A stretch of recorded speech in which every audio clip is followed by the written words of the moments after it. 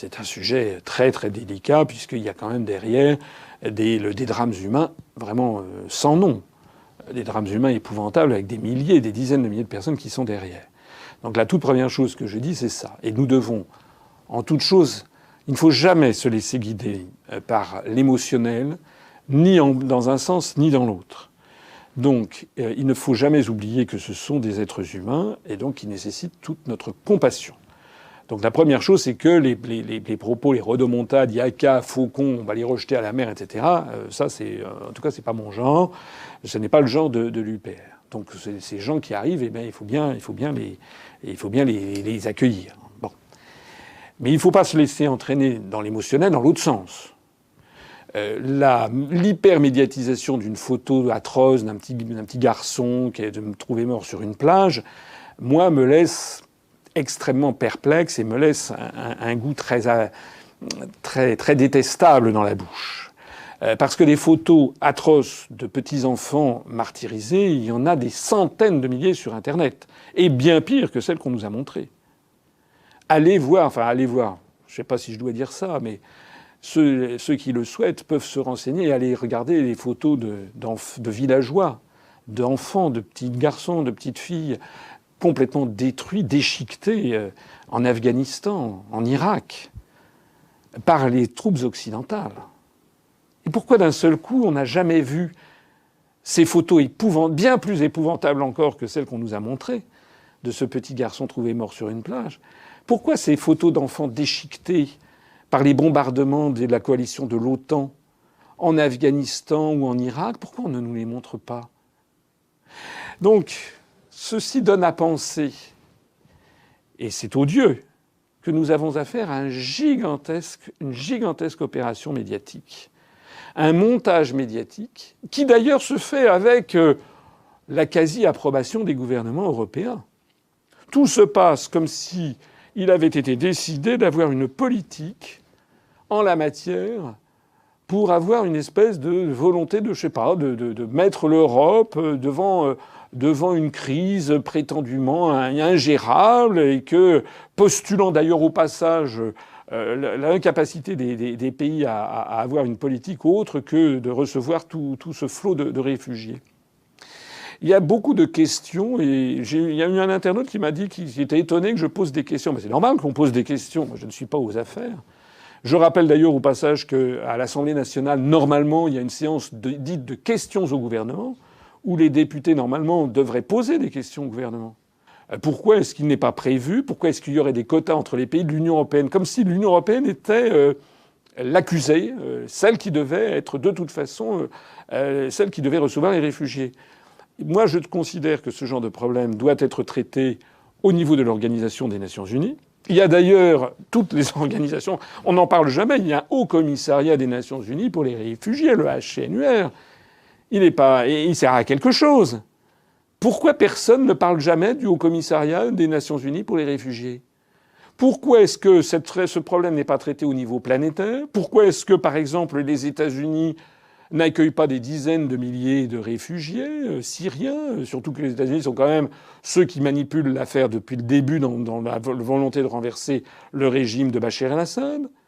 Pourquoi est-ce que le Canada, enfin les pays de l'OCDE, le Canada, l'Australie, la Nouvelle-Zélande ne font pas leur voilà? Pourquoi est-ce que la Ligue arabe n'est pas sollicitée? Que font les frères arabes des Syriens? Pourquoi est-ce qu'ils sont pas sollicités aussi?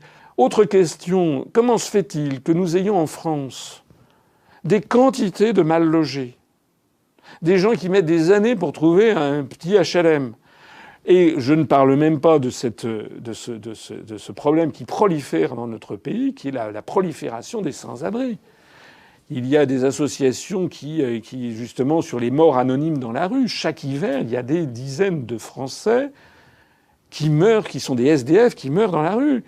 Alors l'État, paraît-il, est complètement désargenté. On n'a plus aucune politique, ou pratiquement plus, j'exagère un peu, mais on a une politique immobilière qui est quand même qui n'est pas du tout à la hauteur des problèmes. Puis d'un seul coup, comme par miracle, on va accueillir des dizaines de milliers de personnes, et puis on va savoir qu'est-ce que c'est que cette histoire. Pourquoi ce qui était totalement impossible face aux SDF devient d'un seul coup possible maintenant? Voilà. Alors que l'on me comprenne bien. Encore une fois, nous ne sommes pas... nous sommes des gens humains. Nous considérons que parmi ces réfugiés, il faut les traiter dignement. Ce sont des êtres humains, ce sont nos semblables. Donc nous devons les accueillir bien. Mais nous ne devons pas non plus faire preuve de naïveté et nous devons absolument mettre cette affaire au niveau de l'Organisation des Nations Unies, en faire une question planétaire et rechercher, je l'ai déjà dit la dernière fois, j'y reviens, rechercher les responsabilités. Voilà. Qui est-ce qui est à l'origine de tout ça? Et pourquoi, c'est une question que j'ai posée la dernière fois que je repose, pourquoi d'un seul coup y a-t-il cet afflux soudain de réfugiés? Ça n'a pas de sens. Ça fait maintenant 4 ans que la Syrie est à feu et à sang. Ce qui aurait été logique, c'est que l'on assistât à un flux régulier de réfugiés. Mais là, c'est d'un seul coup, brutalement, en l'espace de quelques jours. Là, au prochain week-end, j'ai vu une dépêche aujourd'hui, au prochain week-end, l'Allemagne s'attend à l'arrivée de, je ne sais plus combien, 20 000 nouveaux réfugiés.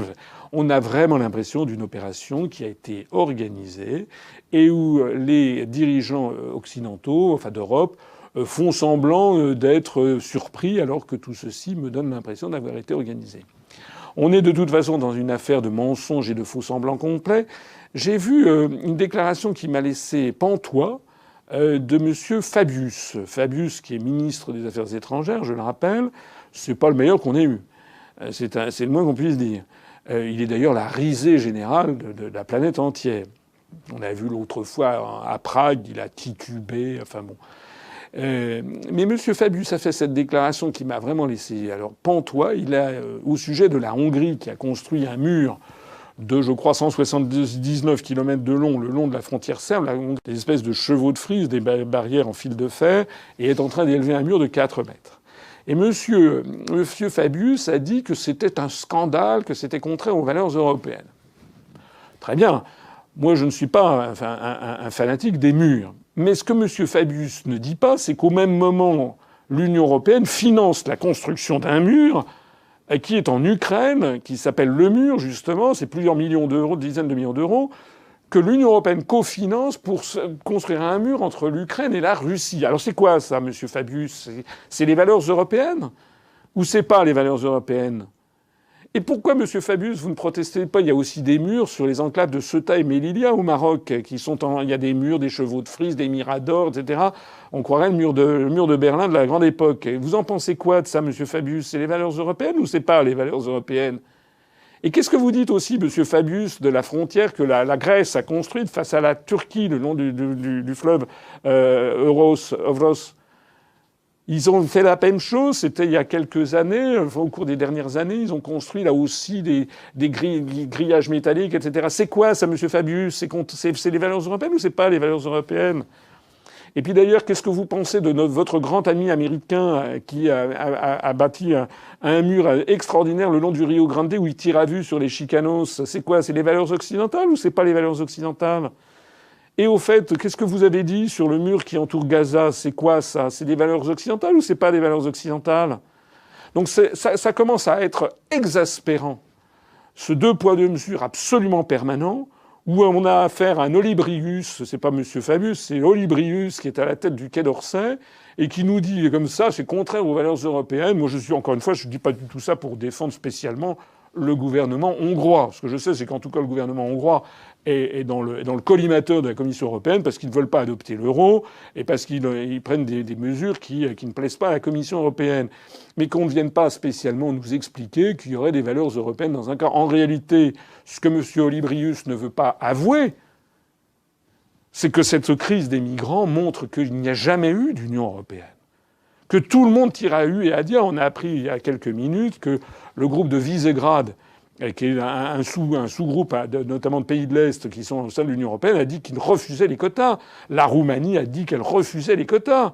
Donc en fait, tout le monde tire à U et à dia. Cette crise des migrants montre que la construction européenne est un mensonge depuis le début.